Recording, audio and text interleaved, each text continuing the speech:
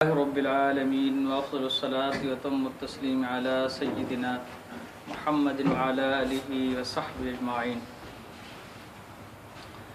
قابل صد احترام معزز سامعین، آج آپ کے سامنے تراویح میں قرآن مجید کا 21واں پارہ تلاوت کیا گیا ہے۔ 21ویں پارے کے شروع میں سورۃ العنکبوت کا بقیہ حصہ تلاوت کیا گیا ہے جو 3 رکوع پر مشتمل ہے، اور اس کے بعد سورۃ الروم مکمل تلاوت کی گئی ہے، سورہ لقمان مکمل تلاوت کی گئی، سورہ سجدہ مکمل تلاوت کی گئی، اور سورۃ الاحزاب کے 4 رکوع تلاوت کیے گئے۔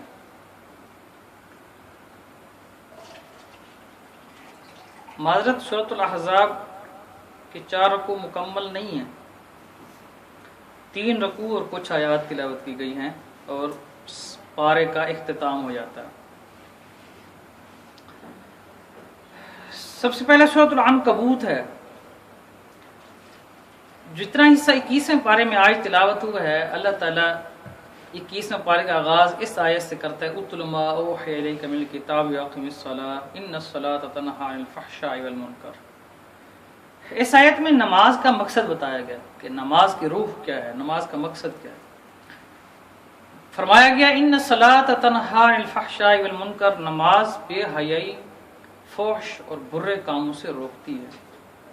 یہ نماز کی روح تو یہی ہے، جو بندہ نماز پڑھتا ہے وہ بے حیائی اور برے کام نہیں کر سکتا، نماز روکتی ہے اس کو۔ لیکن ہماری نمازیں تو ہمیں نہیں روکتی، بے حیائی سے، فحش سے، برے کاموں سے نہیں روکتی۔ اس کی کیا وجہ ہے؟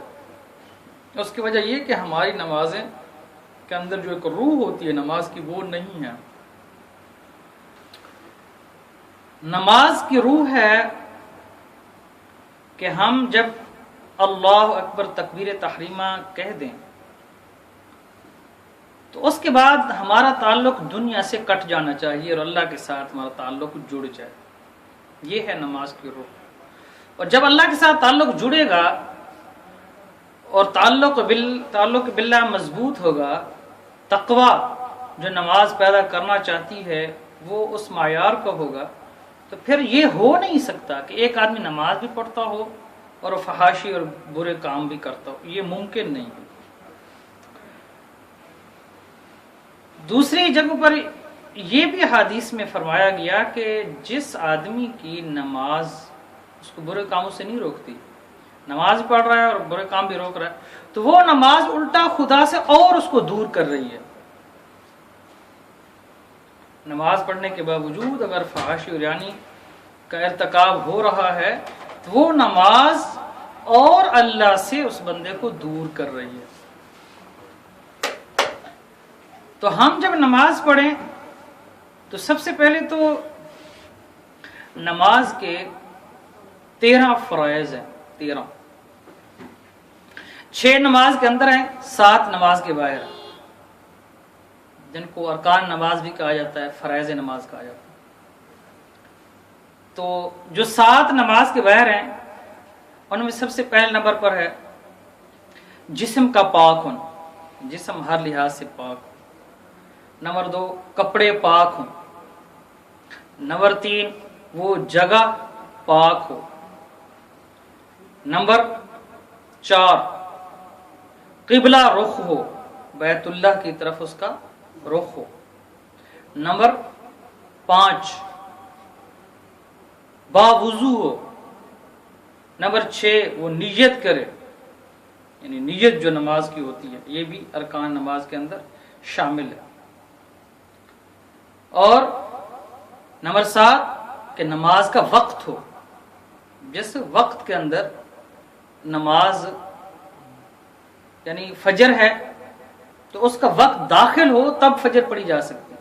اگر 1 منٹ پہلے بھی آپ اذان دیں گے تو وہ اذان نہیں ہوتی۔ تو اذان تبھی ہوتی ہے، نماز تبھی ہوتی ہے جب اس نماز کا وقت داخل ہو جاتا ہے۔ آپ وقت سے پہلے کریں گے وہ نماز نہیں ہوگی۔ ہاں البتہ جب وقت ختم ہو جائے گا پھر تو قضا پڑھی جائے گی، لیکن وقت سے پہلے نماز نہیں ہوتی. یہ فرائض نماز، ارکان نماز میں شامل. اسی طرح جو نماز کے اندر کے فرائض ہیں وہ ہیں 6. نمبر 1 تکبیر تحریمہ، جو ہم تکبیر کہتے ہیں، اللہ اکبر. نمبر 2 قیام، کھڑا ہونا. نمبر 3 قرات، جو ہم پڑھتے ہیں، جتنا بھی قرآن کا حصہ پڑھتے ہیں. نمبر 4 رکوع. نمبر 5 سجدہ، 2 سجدے، یہ فرض ہے. رکوع فرض ہے، قیام قرات فرض ہے. اور نمبر 6 آخری تشہد، التحیات سے لے کر یوم یقوم الحساب تک، یعنی تشہد، درود شریف، دعا، یہ پڑھ کے یہ مکمل آخر تشہد جو یہ فرض ہے. جو درمیان والا ہے، جو ہم دوسری رکعت میں بیٹھتے ہیں، یہ واجب ہے. یہ چھوٹ جائے تو سجدہ صاحب کرنے سے نماز ہو جاتی ہے. آخری چھوٹ جائے تو نماز نہیں ہوگی، سجدہ صاحب کریں بھی تب بھی نہیں ہوگی. یعنی یہ جو فرائض ہیں ان میں سے اگر کوئی بھی چھوٹ جائے تو آپ سجدہ صاحب کرو بھی صحیح تب بھی نماز نہیں ہوگی، آپ کو نماز دوبارہ پڑھنی پڑے گی. ایک سوال ہے کہ سجدہ صاحب کب واجب ہوتا ہے، یعنی سجدہ صاحب کب ضروری ہو جاتا ہے. اس کا جواب یہ ہے کہ فرائض کی تقدیم یا تاخیر، یعنی فرض کو کبھی آگے کر دیا یا پیچھے کر دیا، یا واجب کے چھوڑ دینے سے. فرض کو آگے کر دیں یا پیچھے کر دیں یا واجب کو چھوڑ دیں تب سجدہ صاحب سے نماز ہو جاتی ہے. لیکن فرض کے چھوڑ دینے سے نماز نہیں ہوتی، چاہے سجدہ صاحب کریں بھی صحیح. واجب کو چھوڑ دینے سے سجدہ صاحب سے نماز ہو جاتی ہے. اگر کوئی سنت چھوٹ گئی ہے نماز کے اندر تو سجدہ صاحب نہ بھی کریں تب بھی نماز ہو جاتی ہے. تو اصل تو بات ہے کہ ان الصلاۃ تنہی عن الفحشاء والمنکر، ہماری نماز کیسی نماز ہے. پہلے تو ان چیزوں کا اہتمام کرنا چاہیے کہ جو نماز کے لیے ضروری ہیں.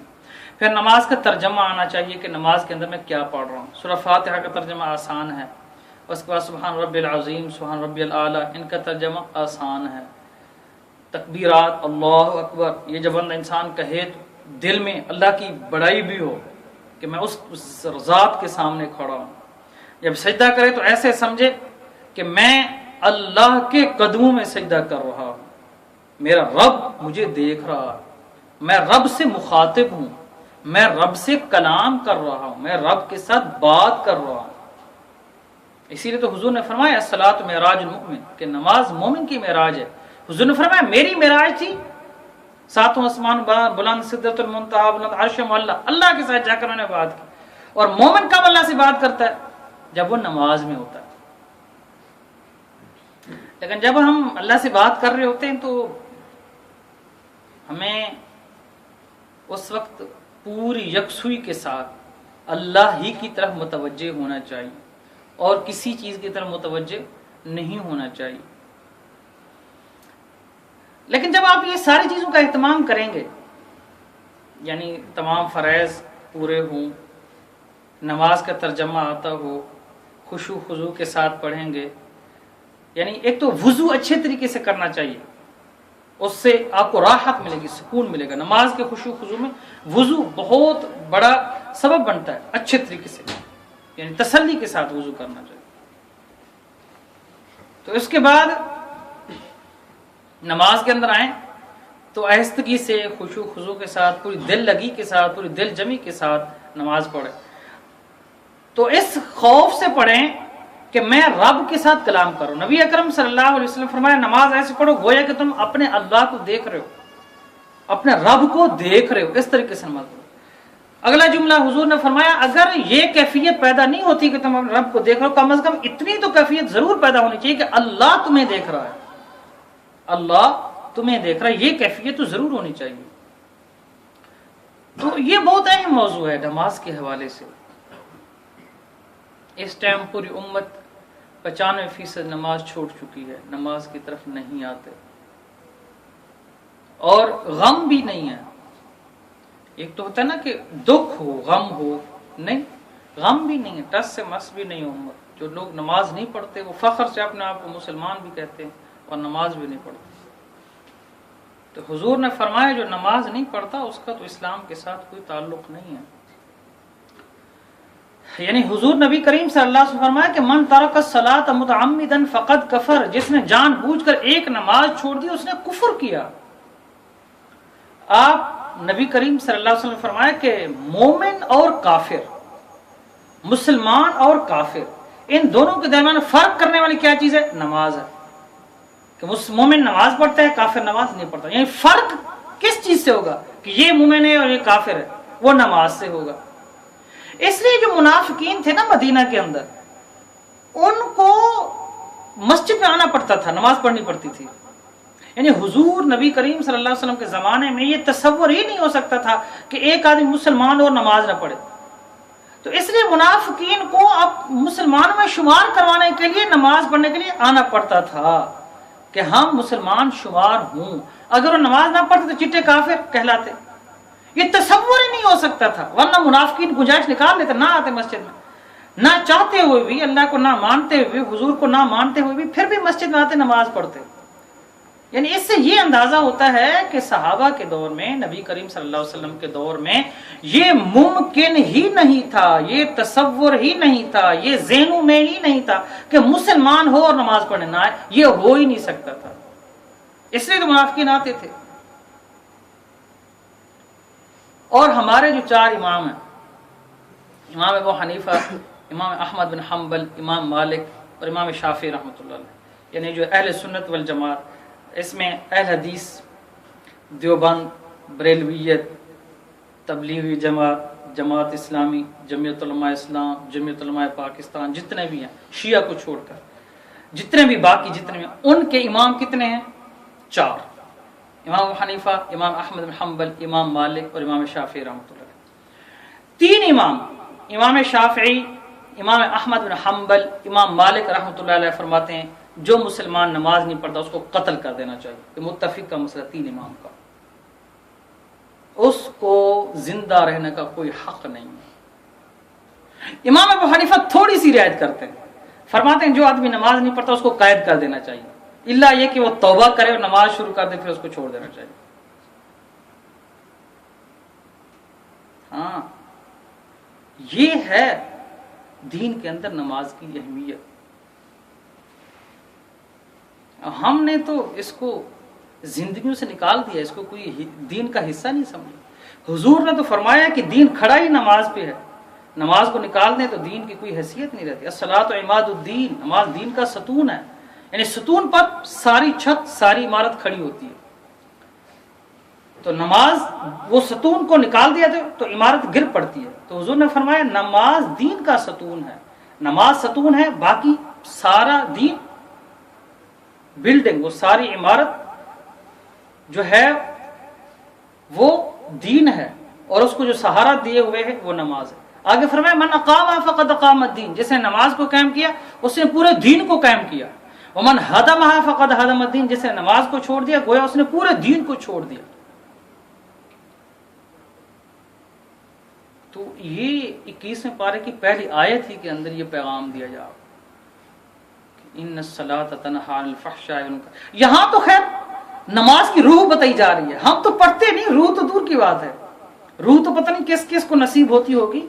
یعنی یہاں جو آیت کا مقصد ہے وہ یہ نہیں ہے کہ نماز پڑھو، وہ یہ ہے کہ نماز کی روح پیدا کرو. آیت کا جو صحیح پیغام ہے.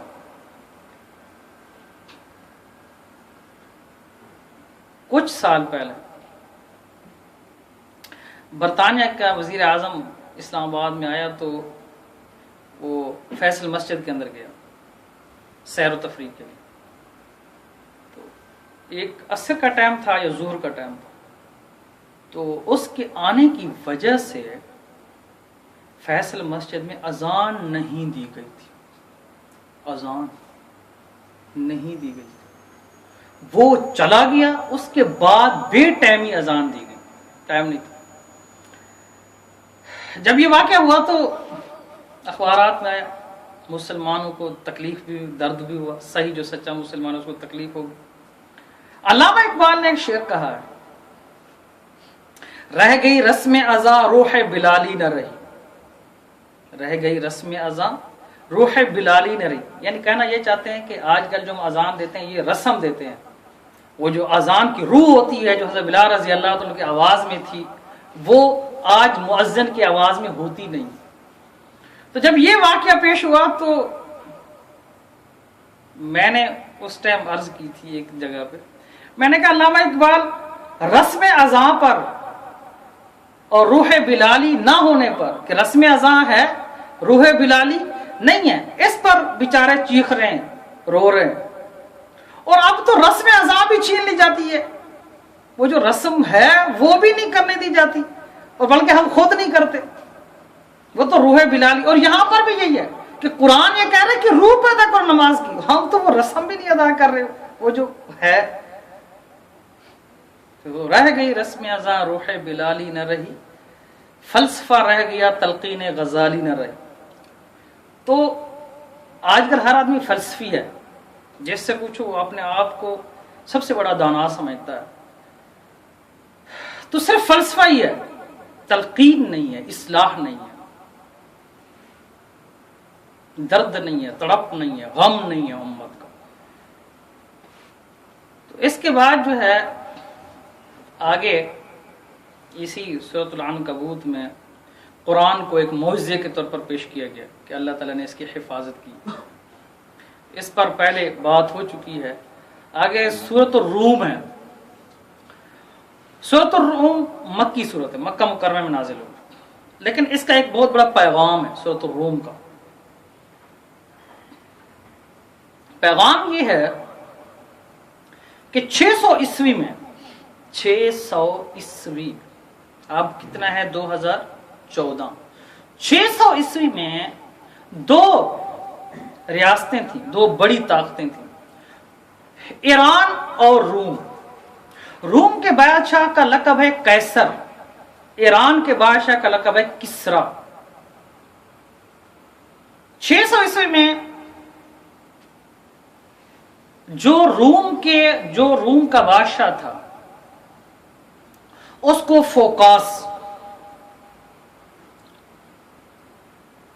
فوکاس بھی ایک نام ہے، ماریس بھی ایک نام ہے۔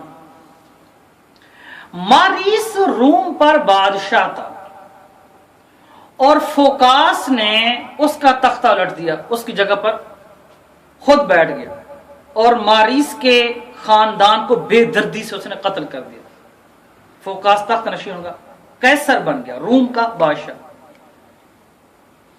ادھر ایران کا جو بادشاہ تھا اس کا نام تھا خسرو پرویز۔ خسرو پرویز تو اس نے کہا کہ یہ جو ماریس ہے جس کو یہ مارا گیا ہے یہ میرا محسن تھا، ہمارے اچھے تعلقات تھے، میری بادشاہت قائم کرنے میں اس نے مجھے سہارا دیا تھا، اب یہ جو نیا فوکاس بیٹھا ہے میں اس کو تخت نشین نہیں ہونے دوں گا۔ لیکن یہ اس کی چال تھی، بہانہ تھا، اصل وہ اپنی بادشاہت کو بڑھانا چاہتا تھا، ایران کو بڑھانا چاہتا تھا، اپنی سلطنت کو بڑھانا چاہتا تھا۔ اس نے حملہ کر دیا روم پر۔ اب یہ جو ایرانی تھے یہ مجوسی تھے، مذہب کے لحاظ سے آگ کی پرستش کرتے تھے، اور روم جو تھا یہ عیسائی تھے، اکثریت عیسائیوں کی تھی۔ تو خسرو پرویز نے بہت زیادہ حملے کیے، ادھر سے فوکاس نے اپنے بادشاہ کو جو قتل کیا، اس کی اپنی عوام اس کے خلاف ہوگی، غم و غصہ پایا جاتا تھا۔ جو 603 عیسوی میں خسرو پرویز نے حملہ کیا، تو 610 عیسوی میں خسرو پرویز نے اس فوکاس کو بھی قتل کر دیا۔ اس کے بعد ہرقل جو حضور کے زمانے میں تھا وہ تخت نشین ہوا روم پر۔ تو ہرقل نے پھر خسرو پرویز کی طرف پیغام بھیجا کہ جس کی وجہ سے تم نے جنگ شروع کی تھی وہ مر گیا ہے، وہ اپنے انجام کو پہنچا، اب جنگ ختم کر دو، ہم بھی نہیں لڑتے تم بھی نہ لڑو۔ لیکن اس نے جنگ ختم نہ کی، اس نے خط لکھا، خسرو پرویز نے۔ خط کا عنوان یہ تھا کہ زمین اور آسمان کے مالک خسرو پرویز کی طرف سے تمہیں یہ خط لکھا جا رہا ہے، اپنے آپ کو رب اس نے کہا۔ یہ یعنی اس سے اس کے تکبر کا اندازہ کر سکتے ہیں۔ اسی نے نبی اکرم صلی اللہ علیہ وسلم کا خط پڑھا تھا معاذ اللہ خسرو پرویز۔ تو جب اس نے خط لکھا تو ہرقل کو یہ بات بڑی ناگوار گزری، اس نے اپنی فوجوں کو اکٹھا کیا۔ اچھا، یہاں پر جو سورۃ الروم ہے اس کا پس منظر میں نے اس لیے بیان کیا ہے کہ کفار مکہ کی ہمدردیاں خسرو پرویز کے ساتھ تھیں، ایرانی حکومت کے ساتھ تھیں، مجوسیوں کے ساتھ تھیں، اور وہ یہ سمجھتے تھے کہ یہ مسلمان اور عیسائیت یہ ایک دوسرے کے ساتھی ہیں، یعنی یہ وہ حضرت عیسیٰ علیہ السلام کو مانتے ہیں، یہ محمد رسول اللہ صلی اللہ علیہ وسلم جو تعلیم لے کر ہیں ان کی تعلیمات ایک جیسی ہیں۔ تو وہ کہتے تھے کہ اب تو بالکل روم ختم ہو گیا ہے، ایرانی چڑھ دوڑے ہیں، خسرو پرویز نے ماریس پہلے قتل ہو گیا، فوکاس کو پھر اس نے قتل کر دیا، اب ان کی سلطنت بالکل ختم ہونے والی ہے۔ تو اسی طرح وہ بڑے خوش تھے اس پر کفار مکہ۔ سورۃ الروم نازل ہوئی اس وقت، اس میں یہ پیغام دیا گیا ہے کہ غلبت الروم فی ادنی الارض، اس میں یہ پیغام دیا گیا کہ یہ جو رومی ابھی شکست کھا رہے ہیں، ایک وقت آئے گا کہ اللہ انہیں فتح دے گا، اور اسی طرح محمد رسول اللہ صلی اللہ علیہ وسلم کو بھی فتح دے گا۔ ایک روم کی فتح کی پیشنگوئی کی گئی ہے، ایک مسلمانوں کی فتح کی پیشنگوئی کی گئی ہے، دو سورۃ الروم کے اندر۔ اب یہ بات جب آئی اور یہ سورۃ الروم نازل ہوئی، کفار مکہ نے اتنا مذاق اڑایا، اتنا مذاق اڑایا۔ دیکھو وہ ابی بن خلف ابو بکر صدیق رضی اللہ عنہ کے پاس گیا، یہ سردار تھا، اس نے کہا دیکھو نیا گول کھلایا ہے، اب یہ کہتے ہیں کہ دیکھو یہ روم پھر ابھرے گا، کہیں کہیں دور دور تک چانس نہیں ہے، ایرانی چڑھ دوڑے ہیں، ان کے 2 بادشاہ قتل ہو گئے، ابھی ہرقل نیا ہے، ساری سلطنت پر اس کا قبضہ ہو گیا۔ حضرت بکر صدیق رضی اللہ عنہ نے فرمایا کہ جو محمد رسول اللہ صلی اللہ علیہ وسلم فرماتے ہیں وہ اللہ کہتا ہے، نبی اللہ کی بات کرتا ہے، وہ جو کہہ رہے ہیں وہ ہو کر رہے گا۔ ابی بن خلف نے کہا چلو اچھا دیکھو 3 سال کے اندر اگر روم غالب آ گیا تو میں تمہیں 10 اونٹ دوں گا، اور اگر 3 سال کے اندر وہ غالب نہ آیا تو مجھے 10 اونٹ دو گے۔ حضرت بکر صدیق رضی ابھی یہ شرط اسلام میں حرام ہے، جائز نہیں، اس وقت ابھی حرمت کا فیصلہ نہیں آیا تھا، حرمت نازل نہیں ہوئی تھی شرط کے بارے میں۔ حضرت بکر صدیق رضی اللہ عنہ نے شرط لگا لی، حضور نبی کریم صلی اللہ علیہ وسلم کے پاس آئے اور آ کے عرض کرنے لگے یا رسول اللہ، ابی بن خلف نے ایسے میرے ساتھ شرط لگے۔ حضور نے فرمایا قرآن میں جو لفظ استعمال ہوا ہے نا فی بضع سنین، چند سال، اور بضع سنین کا جو تعلق ہے وہ 3 سال سے لے کر 9 سال، یعنی بضع کا جو لفظ ہے عربی کے اندر، یہ اس کا اطلاق یہ بولا جاتا ہے 3 سے لے کر 9 تک۔ حضور نے فرمایا اس کو کہو کہ قرآن نے 20 کا لفظ کہا ہے، تم 3 سے 9 سال مدت بڑھا دو۔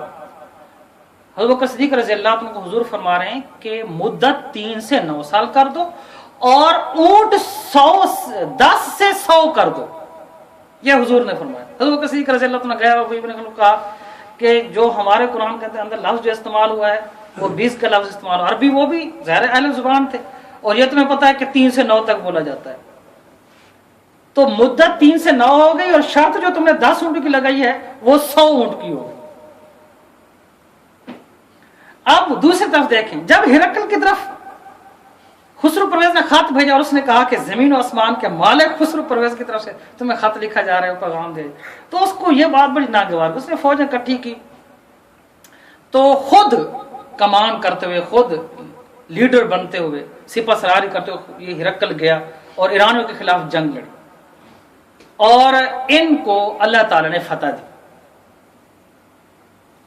تو ایرانی شکست کھا گئے، قرآن کی پیشنگوئی پوری ہوئی، اور اسی وقت جب ایرانی شکست کھا رہے تھے، رومی فتح پا رہے تھے، اللہ تعالیٰ کی بات سچ ہو رہی تھی، اور دوسری پیشنگوئی حضور نے فرمایا مسلمان بھی فتح پائیں گے، تو اسی وقت جنگ بدر ہو رہی تھی، محمد رسول اللہ صلی اللہ علیہ وسلم یہاں فتح پا رہے تھے، ادھر رومی فتح پا رہے تھے، ایرانی شکست کھا رہے تھے، یعنی آتش پرست مغلوب ہو رہے تھے اور عیسائیت یہ غالب ہو رہی تھی، ادھر نبو محمد رسول اللہ صلی اللہ علیہ وسلم جنگ بدر میں فتح پا رہے تھے۔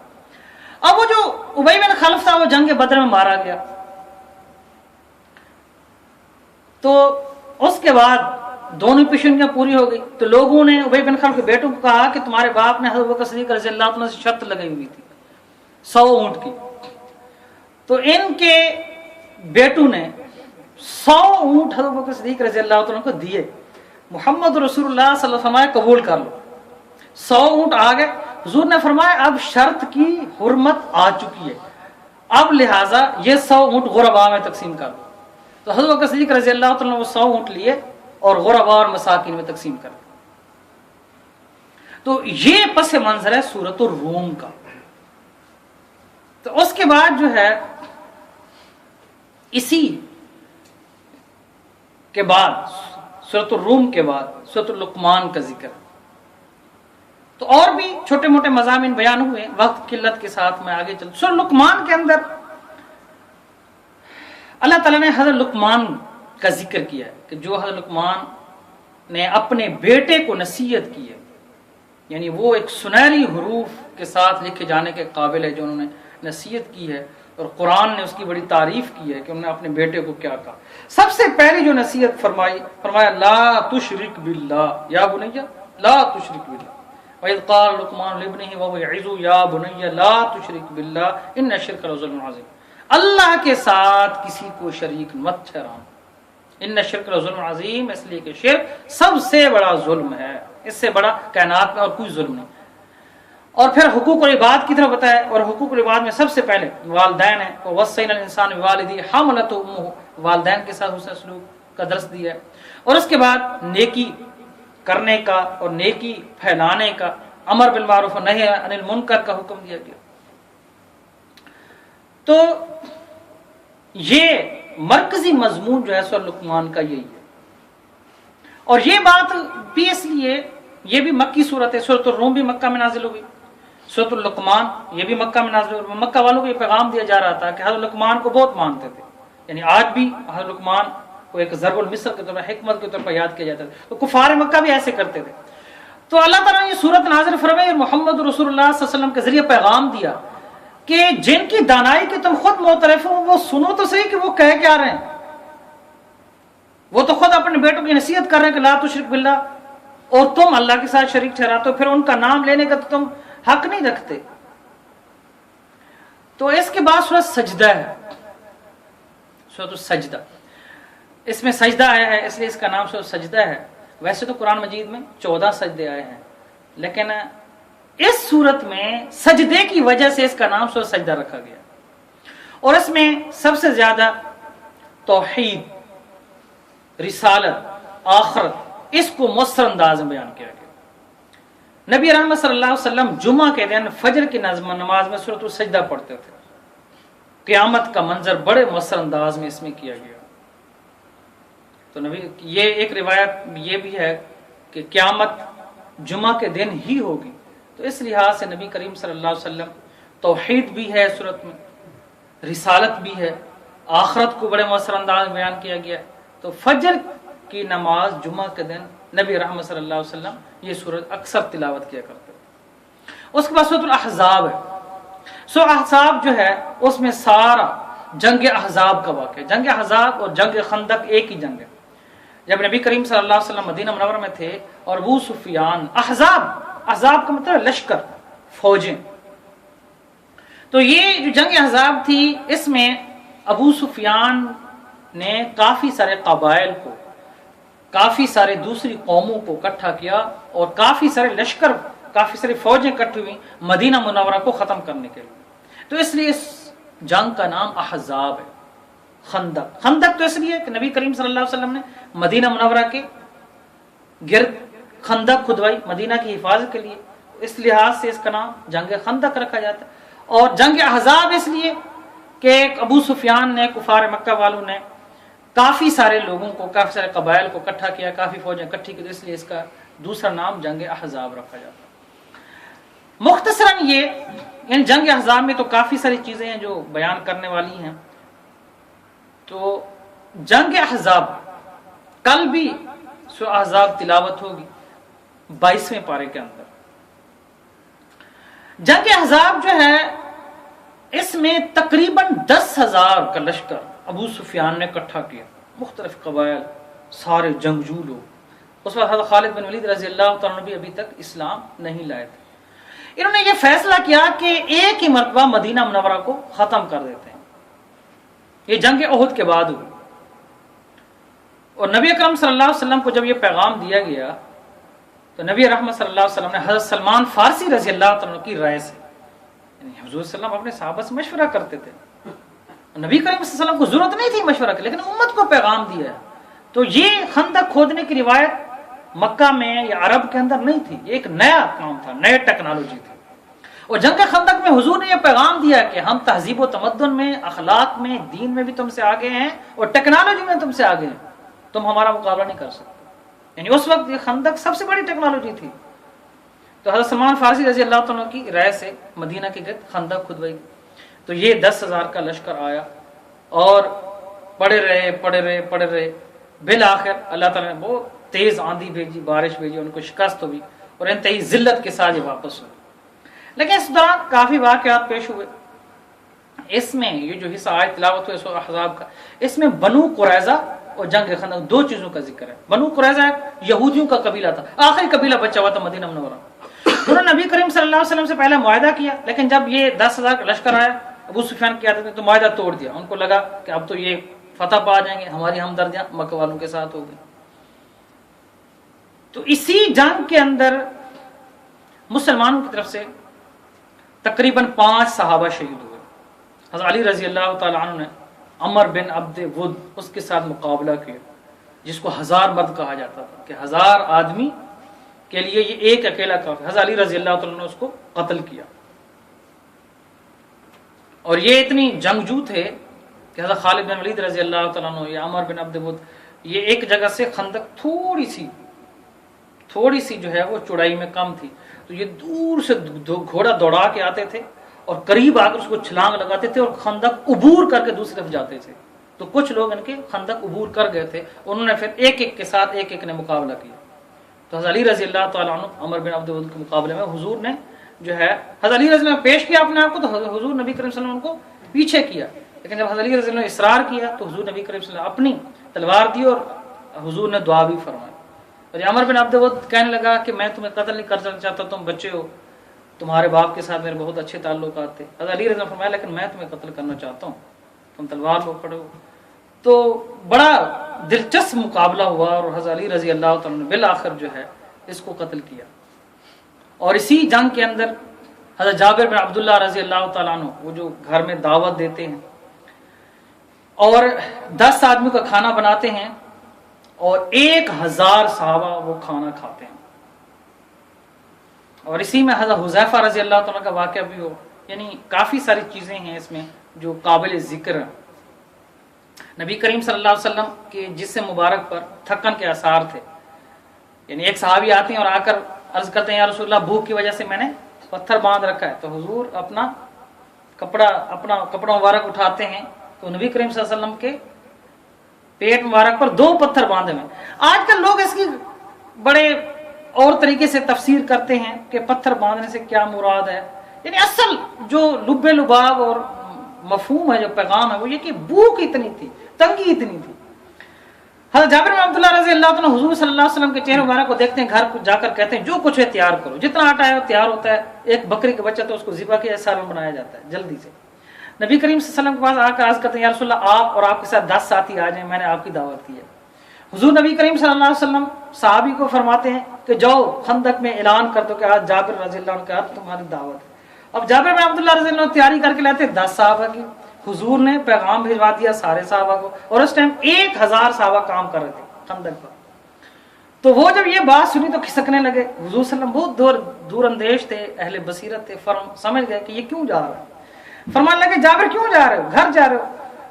تو عرض کرنے لگا رسول اللہ ہاں گھر جا رہا ہوں. اب ذہن میں یہ تھا کہ اب نئی صورتحال پیدا ہوگی، جا کر بیوی سے مشورہ کروں کہ اس صورت میں کیا کرنا ہے. تو حضور نے فرمایا اچھا گھر جا رہے، میرے آنے سے پہلے نہ تو آٹے کو ہاتھ لگانا ہے نہ ہانڈی کو ہاتھ لگانا ہے، خاموشی سے تم نے جا کر گھر جانا ہے اور میرے آنے کا انتظار کرنا. حضور نبی کریم صلی اللہ علیہ وسلم گئے، جو آٹا تھا اس پر سفید کپڑا بچھا دیا گیا، چادر بچھا دی گئی. اور جو خواتین تھیں ان کو کہا گیا کہ تم چادر کے نیچے سے آٹا لیتی رہو اور خاموشی سے پکاتی رہو. اور ہانڈی مبارک پر آپ خود بیٹھ گئے، اپنے ہاتھ مبارک سے وہ سالن ڈالتے جا رہے ہیں. بہت بڑے بڑے پیالے ہوتے تھے. تو 10 آئے، 20 آئے، 30 آئے، 40، 50، 60، 70، 100، 200، 300، 400، 500، 700، 800، 900، 1000 صحابہ نے پیٹ بھر کے سیر ہو کے کھانا کھایا. تو میں یہ عرض کرنا چاہتا ہوں کہ 10 آدمی کا کھانا چلو 20 آدمی کے لیے تو ہو سکتا ہے، لیکن 10 آدمی کا کھانا 1000 افراد کھائیں، یہ صرف محمد رسول اللہ صلی اللہ علیہ وسلم کی شان، آپ کا معجزہ ہے۔ تو اسی طرح حذیفہ رضی اللہ عنہ نے بہت کمال کیا۔ رات کی اندھیری تھی، رات ہی بھی اندھیری تھی، بہت زیادہ اندھیرا تھا، اور ساتھ آندھی بھی چل رہی تھی اور بارش بھی تھی۔ تو اس دوران نبی کریم صلی اللہ علیہ وسلم نے فرمایا کہ کون ہے جو کفار کی خبر لائے، کفار کی خبر لائے۔ یعنی آپ اب یہاں ذرا غور کریں، ویسے تو حضور صلی اللہ علیہ وسلم حکم فرماتے تھے کہ یہ کام کرو، لیکن یہاں آپ نے کسی کو اشارتاً فرمایا نہیں ہے، اس لیے کہ انتہائی نازک معاملہ تھا۔ رات کا عالم، خندق کو عبور کرنا،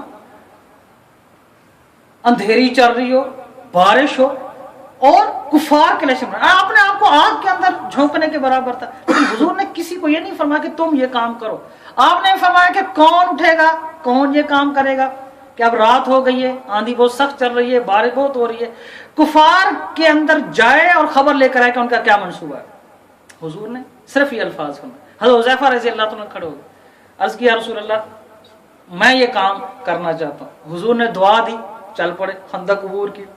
ابو سفیان میٹنگ کر رہا ہے، کافی سارے لوگوں کو بٹھایا، اندھیرا ہے، ایک دوسرے کو کچھ نظر نہیں آ رہا۔ حضرت حذیفہ رضی اللہ عنہ فرماتے میں چپکے سے جا کر بیٹھ گیا ان کی میٹنگ میں۔ اب میٹنگ یہ ہو رہی کہ کیا کریں، اتنا عرصہ ہو گیا، اتنے دن ہو گئے ہیں، کچھ کر نہیں پا رہے، جانور ذبح ہو کر کھا رہے ہیں، خوراک ختم ہو گئی ہے، ہمارے سارے جو نوجوان ہیں انہیں ڈھال ہوتے جا رہے ہیں، سارا کام خراب ہو گیا ہے، وہ آرام سے گھروں میں بیٹھے ہیں مدینہ منورہ کے اندر، ہم ادھر ذلیل و رسوا ہو رہے ہیں۔ تو اسی دوران ابو سفیان نے کہا کہ رات کا عالم ہے، کوئی ادھر سے کوئی جاسوس نہ آ گیا ہو، ہر آدمی اپنے ساتھ کے آدمی کو چیک کرے۔ تو یہاں ایک امتحان تھا، ایک تو بر وقت فیصلہ کرنا تھا اور صحیح فیصلہ کرنا تھا۔ دو چیزیں ہوتی ہیں نا، وقت پر فیصلہ کرنا، بے وقت فیصلہ کوئی کام کرنا ہوتا، وقت پر فیصلہ کرنا چاہیے اور فیصلہ بھی صحیح کرنا چاہیے۔ اور حذیفہ رضی اللہ عنہ فرماتے ہیں میں نے فوراً ساتھی کا کان پکڑا، میں نے کہا تمہارا نام کیا ہے، تم کہاں سے آئے ہو؟ تو یہ ایک بر وقت فیصلہ تھا اور صحیح فیصلہ تھا۔ تو کہتے ہیں میں نے اتنے روب سے اور دبدبے سے پوچھا کہ اس کو جرأت ہی نہ ہوئی کہ وہ مجھ سے پوچھے کہ میں کون۔ تو ان کی میٹنگ میں یہ بات شامل تھی کہ اب ہم نکلتے ہیں، اب ہم کچھ نہیں کر سکتے۔ تو وہ کچھ چیزیں چھوڑ کر بڑی اضطرابی حالت میں، بڑی پریشانی کے عالم میں، بڑی گھبراہٹ میں وہاں سے وہ بھاگے۔ تو حذیفہ رضی اللہ تعالیٰ نے بڑی خوشی کے ساتھ محمد رسول اللہ صلی اللہ علیہ وسلم کو آ کر پیغام دیا کہ یا رسول اللہ وہ بھاگے جا رہے ہیں، اب وہ واپس نہیں مڑ کر دیکھیں گے۔ اسی طرح جب یہ جنگ ختم ہوئی تو بنو قریظہ جس نے، آپ گھڑیوں کی طرف دیکھ رہے ہیں تو میں بات ختم کر دیتا ہوں، لیکن یہ بات ضروری ہے اس کے اندر، جنگ خندق کے اندر، اس لیے کہ بنو قریظہ ایسا قبیلہ تھا کہ اس نے حضور علیہ الصلوۃ والسلام کے ساتھ ناانصافی کی، صحابہ کے ساتھ بدعہدی کی۔ اب آپ جب یہ جنگ ختم ہوئی تو نبی کے اسلام اپنا جنگی لباس اتارنے لگے، تو جبرائیل اسلام آ کر فوراً آ گئے۔ جبرائیل اسلام نے عرض کی یا رسول اللہ ہمارا لباس دیکھیں، ہمیں جنگی لباس پہنا ہوا ہے، تمہارے فرشتے نے پہنا ہوا، ابھی بنو قریظہ موجود ہے۔ نبی کریم صلی اللہ علیہ وسلم اس کی طرف چل پڑے۔ تو وہاں جب گئے تو سعد بن معاذ رضی اللہ تعالیٰ عنہ یہ یہودیت سے اسلام کی طرف آئے تھے۔ تو پہلے تو انہوں نے بہت تکبر کیا کہ ہمیں مسلمان شکست نہیں دے سکتے۔ جب مسلمانوں نے، صحابہ کرام نے، حضور نبی کریم صلی اللہ علیہ وسلم نے چاروں طرف ان کو گھیر لیا اور جب اندر محصور ہو کر رہ گئے، پھر وہ باہر نکلے۔ انہوں نے کہا سعد بن معاذ، کیونکہ وہ بھی یہودی تھے، سعد بن معاذ رضی اللہ عنہ یہودیت سے اسلام کی طرف آئے تھے، انہوں نے کہا جو یہ فیصلہ کر دیں تو ہمیں وہ فیصلہ منظور ہو۔ سعد بن معاذ رضی اللہ عنہ کی یہ بات بہت ناگوار گزری، آپ رضی اللہ عنہ کو بہت غصہ آیا۔ انہوں نے ایک تو محمد رسول اللہ صلی اللہ علیہ وسلم کو چھوڑ کر مجھے چنا ہے، اس بات پر غصہ تھا۔ تو سعد بن معاذ رضی اللہ عنہ نے تورات کے مطابق فیصلہ کیا۔ سعد بن معاذ رضی اللہ عنہ نے فرمایا کہ بنو قریظہ کے جتنے مرد ہیں سب کو قتل کیا جائے، اور ان کے جتنے بچے ہیں سب کو غلام بنایا جائے، ان کی جتنی عورتیں ہیں سب کو لونڈیاں بنایا جائے۔ اور ایسا ہی ہوا، یہ سنیں غور سے۔ یعنی یہ بات میں بار بار عرض کرتا ہوں کہ آج کل جو حالات ہیں تو محمد رسول اللہ صلی اللہ علیہ وسلم کی اس سیرت کی زیادہ ضرورت ہے لوگوں کو بتانے کی۔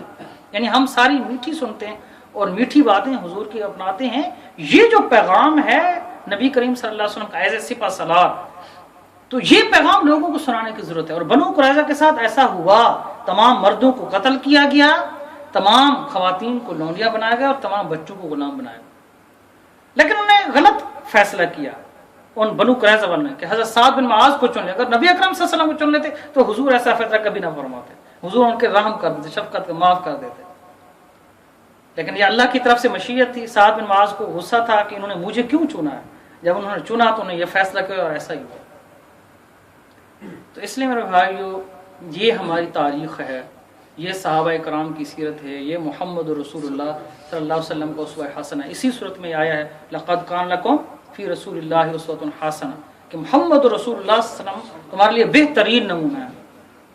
تو اللہ سے دعا ہے کہ اللہ تعالی ہم سب کا حامی ناصر ہو۔ اقول قولی ھذا استغفر اللہ لی ولکم ولسائر المسلمین۔